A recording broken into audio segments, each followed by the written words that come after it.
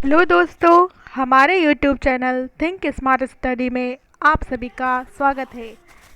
जैसा कि हमने अब तक के वीडियो में सभी शिक्षण विधियों का लगभग पाठ्यक्रम अनुसार सभी शिक्षण विधियों का हमने गहन अध्ययन कर लिया है।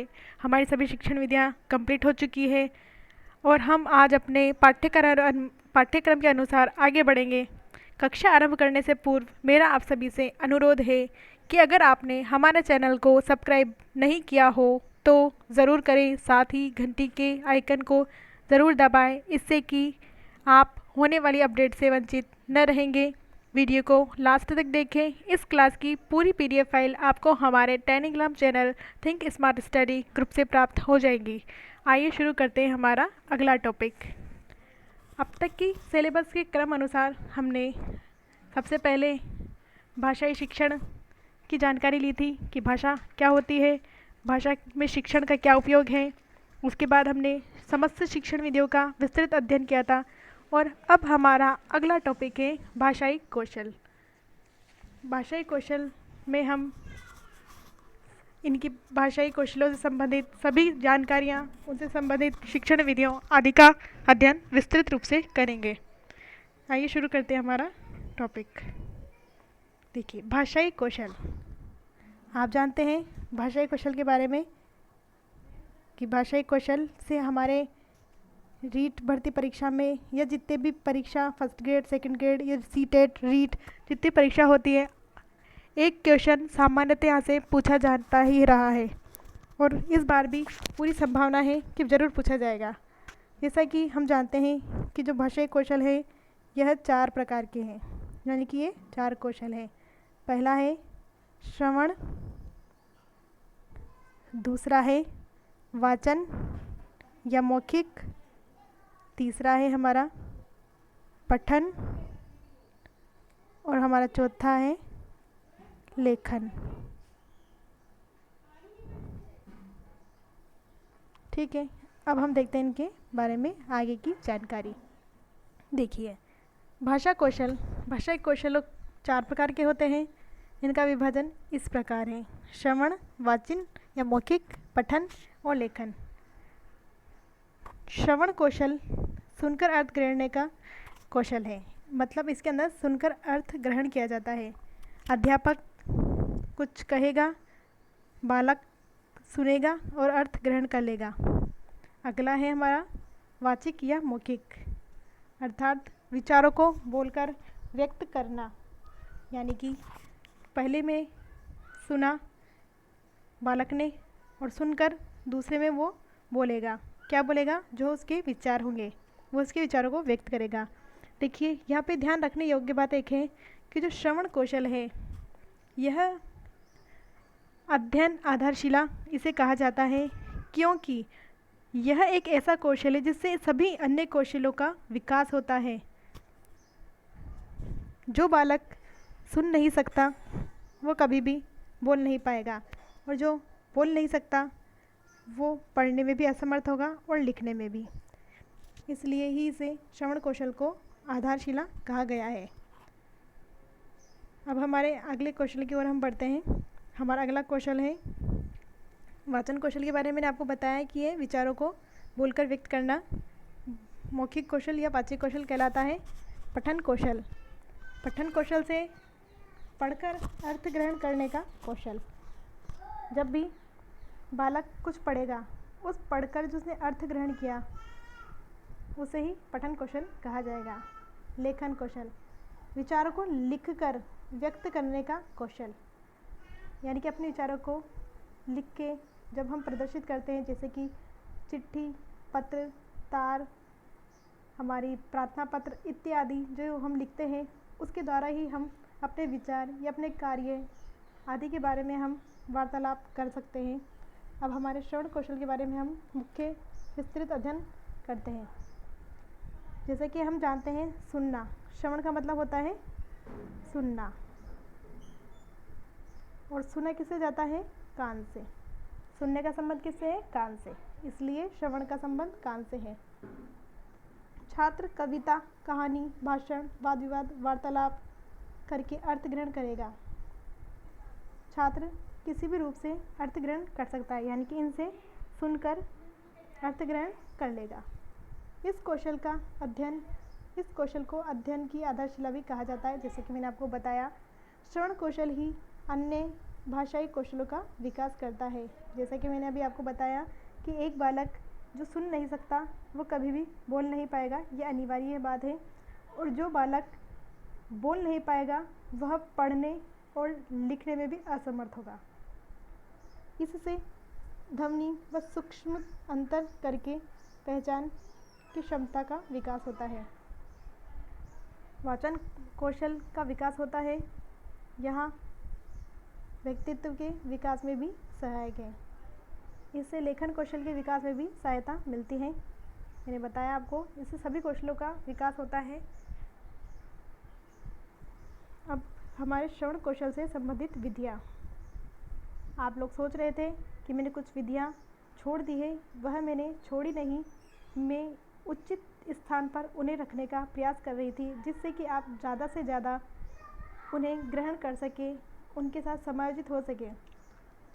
श्रवण कौशल की विधियाँ, हमारे श्रवण कौशल की विधियाँ चल रही थी। क्या है, देखो, पहली विधि है सस्वर वाचन। जैसा कि आप जानते हैं, सस्वर वाचन 2 प्रकार का होता है, ये भी हम जानते हैं। इसके बारे में हम आगे और विस्तृत रूप से अध्ययन करेंगे। अभी हम सामान्य जानकारी ले रहे हैं। छात्र अध्यापक द्वारा किए गए आदर्श वाचन को कक्षा में ध्यानपूर्वक सुनता है।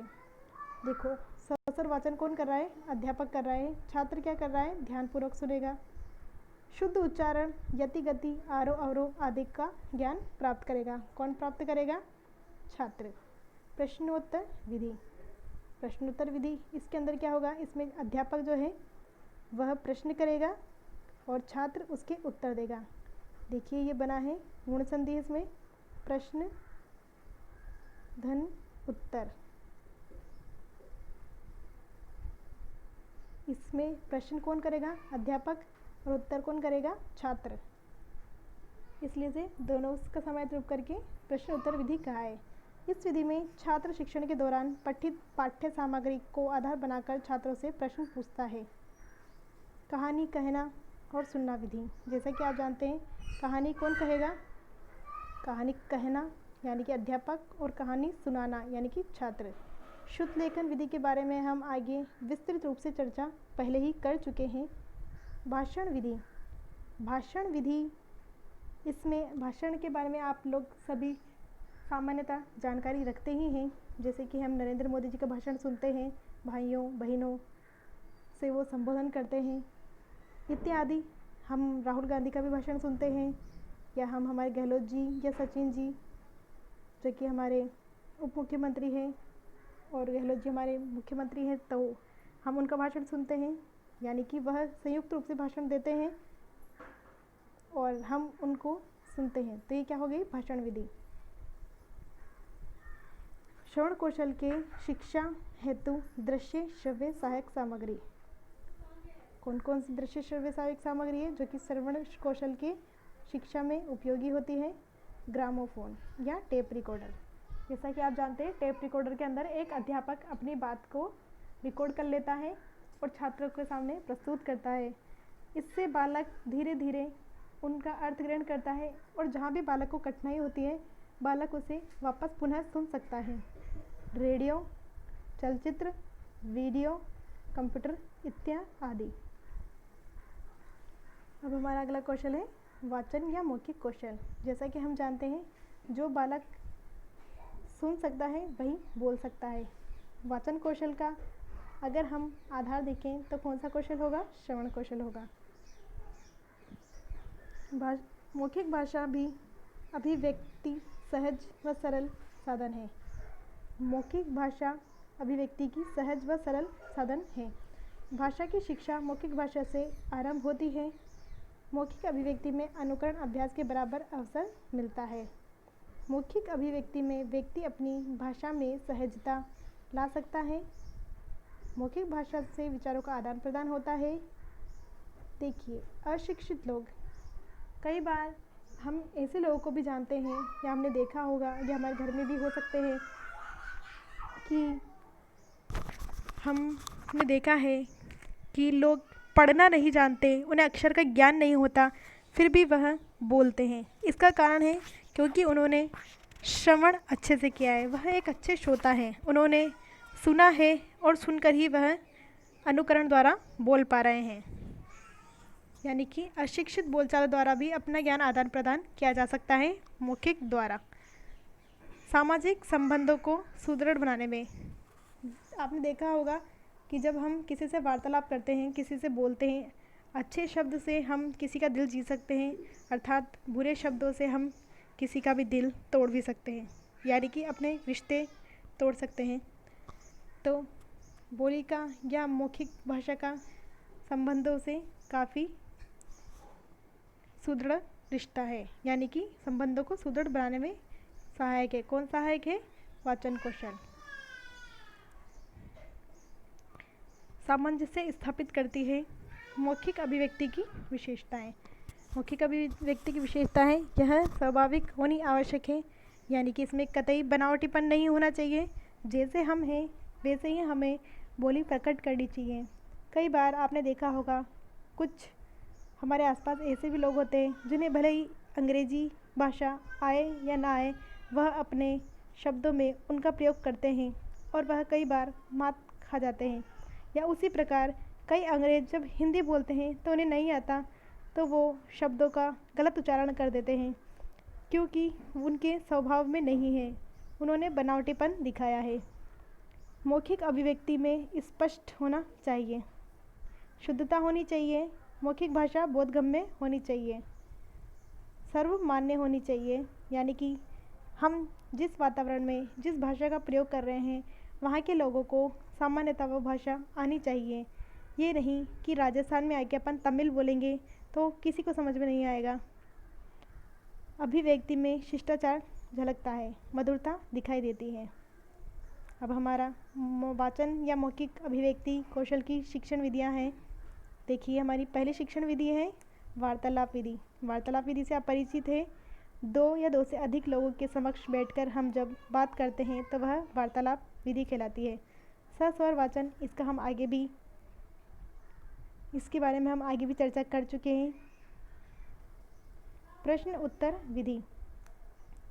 प्रश्न उत्तर विधि इसकी भी हम चर्चा कर रहे हैं कि देखिए, एक अध्यापक जब प्रश्न करेगा तो बालक उसे सुनेगा, लेकिन सुनकर जब वो उत्तर दे रहा है, उत्तर का मतलब मौखिक रूप से दे रहा है, तो इसमें क्या हो गया, श्रवण और मौखिक दोनों कौशलों में ये काम आ रही है। ध्यान रखिए, प्रश्न किस प्रकार है, आपसे किस तरह पूछा जाएगा। अगर आपसे पूछा जाए, माना कि आपका सवाल इस प्रकार है कि वह कौन सा कौशल है जिसमें बालक उत्तर प्रकट करके अपनी कौशल का अभिव्यक्त कर रहा है, तो आपका उत्तर होगा प्रश्नोत्तर विधि है, क्योंकि इसके अंदर बालक उत्तर दे रहा है। अर्थात आपका क्वेश्चन, अथवा अगर आपका क्वेश्चन इस प्रकार हो कि वह कौन सा कौशल है जिसमें बालक सुनकर उत्तर दे रहा है, तो आप ध्यान दीजिए, इस पर सुनकर जोर दिया गया है, कह के नहीं। अगर कहना होता तो प्रश्नोत्तर विधि होती, परंतु अभी प्रश्नोत्तर विधि ही होगी, लेकिन मूल बात यह है कि उसमें कौशल था। अगर बालक सुन रहा है तो श्रवण कौशल, और कहने पर बल दिया जा रहा है तो पठन कौशल। तो इस प्रकार आप अपने शब्दों का ध्यान रखें। कहानी विधि, अगली विधि है हमारी कहानी विधि। इसमें अध्यापक कहानी कहेगा और बालक उसे सुनेगा, और पुनः बालक से कहा जाएगा कि अब वह कहानी कहे, और बालक कहानी कहेगा। अगर बालक ने कहानी ध्यानपूर्वक सुनी है, उसका ध्यान था, तो वह पूरी कहानी यथावत सुना देगा। अगर बालक का ध्यान नहीं होगा तो कहानी सुनाने में वह असमर्थ होगा। इससे बालक के ध्यान का पता चलता है। चित्र वर्णन विधि, इसमें बालक को अध्यापक द्वारा एक चित्र दिखाया जाएगा और बालक उस चित्र को देख के वर्णन करेगा। कविता सुनाना व सुनना विधि, इसमें अध्यापक कविता सुनाएगा, उसका अनुकरण करते हुए छात्र कविता सुनाएंगे। वाद विवाद विधि, इसमें पक्ष विपक्ष को रख के अध्यापक द्वारा कई छात्रों के मध्य वार्तालाप करवाया जाएगा, जिसमें कोई मुद्दा भी दिया जा सकता है जिसे वार्तालाप या वाद विवाद का नाम दिया जा सकता है। वाचन कौशल हेतु दृश्य श्रव्य सहायक सामग्रियाँ। देखिए मुख्य लिखी है मैंने इसमें रेडियो और टेप रिकॉर्डर, क्योंकि यह वाचन है। क्योंकि हम जब बालक जब बोलेगा तो अपनी बोली हुई बात को बालक रेडियो में टेप कर ले, रेडियो में या तो वो सुन लेगा या वह टेप कर लेगा। टेप करने के बाद वह पुनः उसे सुन सकता है और अपनी द्वारा हुई गलतियों को वह सुधार कर सकता है। इसके अलावा भी अब अगर आधुनिक हम उपकरण देखें तो कई उपकरण हैं, जैसे कि फ़ोन यानी कि मोबाइल फ़ोन, कंप्यूटर आदि। हम देख सकते हैं कि कई सारे ऐसे साधन आ गए हैं, अब टैब्स आ गए हैं इत्यादि, कई टेलीविज़न वगैरह, कई सारी ऐसी चीज़ें हैं जिसमें बालक या अध्यापक अपने वाचन कौशल का प्रदर्शन कर सकते हैं। पठन कौशल हमारा अगला कौशल है। तीसरा कौशल है पठन कौशल। ठीक है, पठन का शाब्दिक अर्थ भाषा की लिपि को उच्चारित करना या ग्रहण करना। देखिए उच्चारित करना भी पठन है और ग्रहण करना भी पठन है। ठीक है, पठन प्रक्रिया के 3 सोपान होते हैं। 3 सोपान कौन कौन से होते हैं? देखिए प्रत्यक्षीकरण, अर्थग्रहण और प्रयोग। कौन कौन से नाम बताया मैंने? प्रत्यक्षीकरण नाम बताया एक, तो अर्थग्रहण, और एक मैंने नाम बताया प्रयोग। ठीक है, अब हम सबसे पहले देखेंगे प्रत्यक्षीकरण।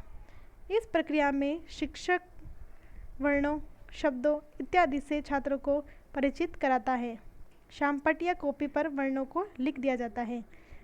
आप समझ गए होंगे, इसमें या तो शिक्षक शामपट्ट पर लिखेगा या कॉपी पे लिखेगा, या हो सकता है अन्य कोई साधन जैसे कि अखबार या पुस्तक, कुछ भी जिस पे वर्ण, शब्द इत्यादि का अध्यापक छात्रों को ज्ञान दे सके, उस पर लिखा हुआ हो या लिख कर छात्र को वो बता देगा कि इस प्रकार का वर्ण होता है और बालक उसे ग्रहण कर लेंगे। ये किस तरह से दिखाया? अध्यापक ने प्रत्यक्ष रूप से दिखाया, इसलिए इसे प्रत्यक्षीकरण कहा गया। ठीक है, अब दूसरा, ये तो हुआ प्रत्यक्षीकरण। दूसरा हुआ अर्थग्रहण। किस प्रकार एक अध्यापक अर्थग्रहण कराएगा? अर्थग्रहण से अभिप्राय है लिखित सामग्री को पढ़कर छात्रों के मूल भाव समझाना। यानी कि कोई कविता कहने के बाद अध्यापक उसका मूल भाव, या कोई कहानी कहने के बाद उसका मूल भाव समझाए, तो उसमें बालक क्या करेगा? केवल अर्थ ग्रहण कर लेगा और बाद में वह अपने अनुसार उस कहानी को प्रकट कर सकता है। तीसरा है प्रयोग। अब पहले प्रत्यक्ष बालक ने देखा, फिर उसने अर्थ ग्रहण कर लिया, अब वो उसको प्रयोग कैसे करेगा? हम किस कौशल की बात कर रहे हैं? हम पठन कौशल की बात कर रहे हैं। पठन कौशल में हम देख रहे हैं कि पहले प्रत्यक्षीकरण किया, प्रत्यक्षीकरण करने के बाद अर्थग्रहण हुआ, और अर्थग्रहण के बाद अब बालक प्रयोग करेगा। प्रयोग कैसे करेगा? प्रयोग से अभिप्राय है मनुष्य ने पढ़कर, कैसे? पढ़कर जो भी ज्ञान अर्जित किया है उसका दैनिक जीवन में प्रयोग करना प्रयोग कहलाता है। पठन कौशल के 2 प्रकार हैं। देखिए पठन कौशल के 2 प्रकार कौन कौन से? एक तो सस्वर वाचन और एक होता है मौन वाचन। अब जो सस्वर वाचन है, इसके मैंने कहा था, आगे भी हमारे कई बार इसका जिक्र हुआ है सस्वर वाचन का।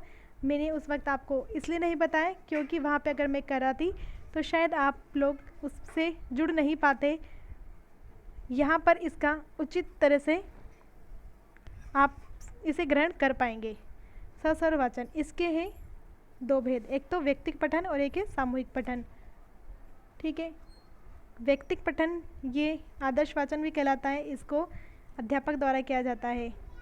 सामूहिक पठन ये छात्रों द्वारा किया जाता है, इसे अनुकरण पठन भी कह सकते हैं। देखिए हमारे 2 मैंने बताया था, एक सस्वर वाचन। पठन के 2 प्रकार है, एक सस्वर वाचन, एक मौन वाचन। अब हम सस्वर वाचन की विस्तृत रूप से अध्ययन करेंगे। सस्वर पठन जोर से बोलकर अर्थ ग्रहण करते हुए सस्वर पठन कहा जाता है। यह पठन प्रारंभिक अवस्था से होता है, यानी कि जो भी हम जोर से पढ़ते हुए अर्थ ग्रहण करते हैं उसे सस्वर पठन कहा जाता है। यह पठन प्रारंभिक अवस्था में होता है, यानी कि कक्षा 1 से लेकर 5वीं तक ये मुख्य रूप से किया जाता है। सस्वर पठन के गुण। स्वसर पठन के क्या गुण हैं? स्वसर पठन भाव अनुकूल होना चाहिए। स्वसर पठन करते समय विराम चिन्हों का ध्यान रखा जाना चाहिए, जैसे कि कहाँ पे रुकना है, कहाँ नहीं रुकना, कहाँ पे विराम चिन्ह है, इन सब चिन्हों का हमें प्रयोग करना चाहिए, अन्यथा अर्थ का अनर्थ हो जाएगा। मैं एग्जाम्पल से आपको समझाती हूँ। जैसे कि एक वाक्य है, रुको अभी मत जाओ। मैं आपके सामने लिख भी देती हूँ। ये मैंने लिखा, रुको मत जाओ। ठीक है। अब बात आई हमारे विराम चिन्हों को ध्यान से रखने की। अब मैं जैसे कि आपको बताती हूँ कि मैंने यहाँ लगा दिया कोमा, इसमें आया अर्थ, अगर इसका हम देखें तो ऐसा आएगा, रुको मत जाओ, यानी कि वो नहीं जाने के लिए कह रहा है। लेकिन अगर अब मैं यहाँ न लगा के चिन्ह ये लिखती हूँ, रुको मत जाओ, तो इसका मतलब क्या हो गया कि वो कह रहा है, कथन करने वाला कह रहा है कि रुको मत आप जाओ, यानी कि वो जाने का भाव दे रहा है। तो एक सिर्फ मात्र विराम चिन्ह से अर्थ में परिवर्तन आ जाता है। वाक्य एक ही था, उसका प्रयोग एक विराम चिन्ह पर अलग अलग अर्थ प्रकट कर दिया। स्वसर पठन करते समय शुद्ध एवं स्पष्ट होने चाहिए। जो हमारे वाक्य हैं वो शुद्ध और स्पष्ट होने चाहिए। स्वसर पठन स्थानीय बोलियों का पुट नहीं होना चाहिए, आत्मविश्वास होना चाहिए। स्थानीय बोलियों का पुट से मतलब है कि स्थानीय बोलियों के जो शब्द होते हैं, जो हम आम बोलचाल में प्रयोग ले लेते हैं, लेकिन जब हम पढ़ रहे हैं किसी बड़े स्तर पर या पाठ हमारे, तो वहाँ पर हम अगर हमारी स्थानीय बोलियों का प्रयोग करेंगे तो हो सकता है अन्य हमारे स्थानीय क्षेत्र का न हो के दूसरे क्षेत्र का हो, तो उसे समझने में परेशानी होगी। अब हम स्वसर पठन को दो भागों में बांटा था हमने। पहले हमने पठन को दो भागों में बांटा था, एक था स्वस्वर वाचन और एक था मौन वाचन। अब स्वसर पठन को भी हमने बांटा व्यक्तिक पठन और सामूहिक पठन। अब व्यक्तिक पठन के भी हम जानकारी ग्रहण करेंगे। यह व्यक्ति द्वारा किया जाने वाला पठन है। इसमें व्यक्तिगत पठन इसलिए कहता है क्योंकि ये एक व्यक्ति के द्वारा किया जाता है। माध्यमिक कक्षाओं में इसे व्यक्तिगत पठन ही होता है। जो माध्यमिक कक्षा के अंदर होता है वह व्यक्तिगत पठन ही होता है। शिक्षक सुनकर छात्रों की उच्चारण संबंधी त्रुटियों का निवारण करता है। अब आया हमारा सामूहिक पठन। जैसा कि मैंने आपको बताया, दो या दो से अधिक छात्रों के द्वारा किया गया पठन सामूहिक पठन कहलाता है। इस पठन से बालक की झिझक दूर होती है। सामूहिक पठन सामान्यतः 13-14 वर्ष के बालकों से किया जाता है। मौखिक अभिव्यक्ति आत्मविश्वास पैदा करती है। मौन पठन। अब हमारा जो दूसरा पठन था, एक था सस्वर, एक था मौन पठन। अब मौन पठन के हम विशेषता देख रहे हैं। इसमें थकान कम होती है, इसमें वाक्य यंत्रों पर जोर नहीं पड़ता, समय की बचत होती है, कक्षा में अनुशासन बना रहता है, स्वाध्याय की रुचि आती है। मौन पठन के उद्देश्य हम जान रहे हैं। पठित सामग्री के केंद्रीय भाव को समझता है। पठित सामग्रियाँ स्वयं निष्कर्ष निकालता है, यानी कि बालक जो पढ़ रहा है उस सामग्री का स्वयं ही निष्कर्ष निकालता है। पठित सामग्री पर पूछे गए प्रश्नों का उत्तर दे सकता है। अनावश्यक तथ्यों को छोड़कर मूल तथ्यों का चयन करता है। शब्दार्थों व व्यंग्यार्थों का लक्षण जान लेता है। पठन कौशल का महत्व। पठन कौशल के महत्व क्या है? पठन कौशल विद्यार्थी का सर्वांगीण विकास में सहायक होता है, क्योंकि बालक पढ़ेगा, हो सकता है पढ़कर वो अच्छी अच्छी जीवनियाँ पढ़े, हो सकता है वो किसी ऐसे महापुरुष की जीवनी भी पढ़े जिससे कि उसको उसमें वो खुद के जीवन में ग्रहण करे, तो उसके व्यक्तित्व का निर्माण होगा, उसका सर्वांगीण विकास होगा। उसकी इससे विद्यार्थी के व्याकरणिक ज्ञान में भी सुधार होता है। विद्यार्थी का शब्द भंडार में वृद्धि होती है। अब है पठन कौशल की शिक्षण विधियाँ। देखिए पठन कौशल की शिक्षण विधियाँ कौन कौन सी हैं। पठन कौशल से संबंधित है वर्णबोध विधि। इसके अंदर बालक को वर्णबोध कराया जाता है। वर्णबोध किस प्रकार कराया जाएगा कि जैसे कि ये क है, ये ख है, इस प्रकार वर्णबोध कराया जाएगा। ध्वनि साम्य विधि। ध्वनि साम्य विधि के अंदर बालकों को एक जैसे समान शब्द एक जैसे सामान्य कई शब्दों का प्रयोग कराया जाएगा, जैसे कि राम, काम, धाम। इसमें क्या जुड़ रहा है, देखो पीछे अगर देखें तो आ की मात्रा और म की ध्वनि समान आ रही है, सुनने में भी एक जैसे लग रहे हैं, राम, काम, धाम, नाम इत्यादि। तो इनमें ऐसी विधि को ध्वनि साम्य विधि कहा जाता है। सर्वोच्चारण विधि। इसके अंदर स्वर होते हैं हमारे, माफ़ कीजिएगा, जो हमारे स्वर होते हैं उनका उच्चारण किया जाएगा, उनके उच्चारण द्वारा ही सिखाया जाएगा। मतलब कि ये भी ध्वनि साम्य विधि का ही एक रूप है। देखो और कहो विधि। इसमें बालक को कोई चित्र दिखाया जाएगा और उससे पूछा जाएगा कि यह क्या है। जैसे कि बालक के सामने कोई जानवर का चित्र बना दिया जाएगा और उससे कहा जाएगा बताओ ये कौन सा जानवर है। तो बालक उसको उसका नाम बता के उसे जानवर का नाम बताएगा कि यह वो जानवर है। इसमें या कोई पक्षी का नाम या कोई भी चीज़ का या किसी वस्तु का अध्यापक समक्ष रखेगा और बालक उसका नाम बताएगा। वाक्य विधि।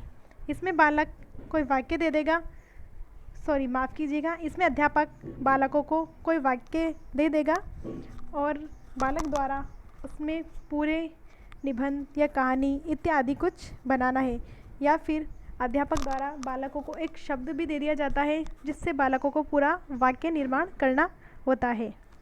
अनुकरण विधि। इसमें अध्यापक द्वारा दिए गए शब्दों का बालक अनुकरण करता है। इस विधि का हम पूर्व की कक्षाओं में विस्तृत रूप से अध्ययन कर चुके हैं। संपर्क विधि या साहचर्य विधि, इसका भी हम पूर्व कक्षा में अध्ययन कर चुके हैं। इसके प्रवर्तक थी मैडम मारिया मोंटेसरी। अब हमारा अगला कौशल जो है वह है लेखन कौशल। देखिए, जैसा कि हम जानते हैं कि किसी ध्वनि को सुनकर लिखना लेखन कौशल कहलाता है। जो हम सुनेंगे या जो हम पढ़ेंगे, जो हम देखेंगे, उसको उसी रूप में जब हम अपनी पाठ्य पुस्तक में उन्हें अंकित कर देते हैं तो वह लेखन कहलाता है। लेखन कौशल से बालक अपनी अभिव्यक्ति या भाव व्यक्त करता है। देखिए, अब हम लेखन कौशल की विस्तृत जानकारी लेते हैं। लेखन कौशल, जैसे कि मैंने आपको बताया, किसी ध्वनि को सुनकर लिखना लेखन कौशल के अंतर्गत आता है। लेखन कौशल से बालक अपनी अभिव्यक्ति या भाव व्यक्त करता है। लेखन कौशल के उद्देश्य, क्या उद्देश्य है लेखन कौशल के, हम देखते हैं। छात्रों को सोचने एवं निरीक्षण करने के उपरांत भावों को क्रमबद्ध रूप से लिखकर व्यक्त कर सकेंगे। यानी कि जो छात्र हैं वह सोचकर या निष्कर्ष निकालकर उनका निरीक्षण करके जो उसमें भाव व्यक्त होंगे उनको क्रमबद्ध रूप से लिख सकते हैं। जैसे कि अगर इसमें देखा जाए तो हम नोट्स बनाते हैं। हमने कई किताबों को पढ़कर उनका मूल भाव अर्थ निकाल के ही हम उन एक पुस्तक के अंदर लिखते हैं, उसे ही हम नोट्स कहते हैं। तो देखा जाए तो यह भी लेखन कौशल का ही तो एक रूप है कि हमने स्वयं लिखा, कई पुस्तकों आदि का सहारा लेके, कई वीडियो देख के हमने लिखा, वही लेखन कौशल है। छात्र सुपाठ्य लेख लिख सकेंगे, शब्द की शुद्ध वर्तनी लिख सकेंगे, विराम चिन्हों का यथोचित प्रयोग कर सकेंगे, छात्र ध्वनि व मुहावरों का ज्ञान प्राप्त कर सकेंगे। देखिए, अब हम लेखन कौशल की विधियाँ पढ़ेंगे कि लेखन कौशल में कौन कौन सी विधियाँ मुख्य हैं, काम में प्रयोग ली जाती है। वैसे लेखन कौशल से संबंधित हमने सामान्यतः सभी विधि जो आवश्यक है हमने हमारी पूर्व की कक्षाएं जो है उनमें पढ़ा दी है। आप विस्तृत जानकारी वहाँ से पुनः देख लें आप और ग्रहण कर लें। हमारी पहली विधि जो है वह है स्पष्ट वर्ण लेख। इसके अंदर बालक को स्पष्ट वर्ण लेखन के लिए कहा जाएगा। जैसे कि सर्वप्रथम बच्चा जब लिखते हैं तो टेढ़ी मेढ़ी तिरछी स्पष्ट रेखाएं नहीं खींच पाते हैं, पर धीरे धीरे वह सीधी रेखाएं खींचने लगते हैं, जिससे बालक को सीधी रेखा खींचने का अभ्यास हो जाता है। इसे कहते हैं स्पष्ट वर्ण लेखन विधि। इसमें बालकों ने केवल टेढ़ी मेढ़ी रेखाएं बनाना ही सीखा। और जब वह भिन्न भिन्न आकृतियों को जोड़ देंगे तो एक वर्ण का निर्माण हो जाएगा। इससे बालक खेल खेल में सीख जाएगा। देखिए, खंडांश विधि भी इसी का ही एक रूप है। इसके अंदर जैसे कि मैंने आपको पहले बताया कि इसमें खंड करके दे दिया जाता है। जैसे कि एक टुकड़ा, ये सब अलग अलग टुकड़े हैं, मैंने इनको एक साथ नहीं रखा है, लेकिन अब मैं इनको एक साथ अगर रख दूं तो ये क हो गया। इसी प्रकार बालक को खंडों के निर्माण से विभिन्न आकृतियों का निर्माण करके सिखाया जाता है। तीसरी हमारी विधि है मॉन्टेसरी विधि। इसका हम आगे विस्तृत रूप से चर्चा कर चुके हैं। रूपरेखा विधि, पेस्टोलॉजी विधि, जैकेटोट विधि। देखिए, मैं आपको फिर बताती हूँ। मॉन्टेसरी विधि में हमने देखा कि एक लकड़े के हमने गत्ता लिया था और उसका इस प्रकार एक गत्ता, जैसे कि मैंने आपको बता रही हूँ, ये क्या बन गया। अब ये बन गया क। तो इसमें एक मोटा गत्ते के रूप में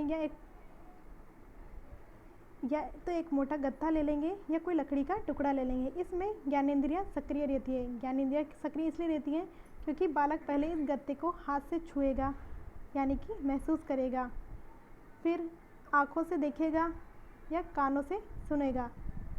तो इसमें सभी ज्ञानेंद्रियाँ देखा जाए तो सक्रिय है और फिर वह इसी प्रकार का चित्र अंकन कर देगा, ऐसे। अब हमारी आई अगली विधि रूपरेखा विधि। रूपरेखा विधि के अंदर ऐसे बालक को टुकड़े करके दे दिए जाते हैं और बालक को उन्हें जोड़ने के लिए कहा जाता है। जैसे कि अध्यापक ने ऐसे रूपरेखा बना के दे दी, अब बालक उस पर ऐसे रूपरेखा बनाएगा और बालक इस तरह से वर्ण का निर्माण करना उसे आ जाएगा। अगली हमारी विधि है पेस्टोलॉजी विधि। पेस्टोलॉजी विधि में जैसा कि आप जानते हैं, इसमें वर्णों के टुकड़े कर दिए जाते हैं। वर्णों के टुकड़े किस प्रकार किए जाते हैं, जैसे कि मैंने बताया खंडांश विधि में, उसी प्रकार उसी का ही एक रूप है पेस्टोलॉजी विधि। इसमें भी बालकों को वर्णों के टुकड़े करके दे दिए जाते थे। और अगली विधि है हमारी जैकेटोट विधि। इसमें बालक को अध्यापक द्वारा जब कोई श्याम पट्ट पे लिख देगा कोई भी वर्ण, तो बालक उसे स्वतंत्र रूप से अपनी नोटबुक में उतार लेंगे अपने अनुसार। इसलिए इस प्रकार हमारे सभी लेखन विधि की सभी विधियां हमारी हो गई हैं। अब हम देखेंगे कि लेखन कौशल में कुशलता प्राप्त करने के आवश्यक तत्व। लेखन कौशल में कुशलता प्राप्त करने के आवश्यक मुख्य 3 तत्व होते हैं।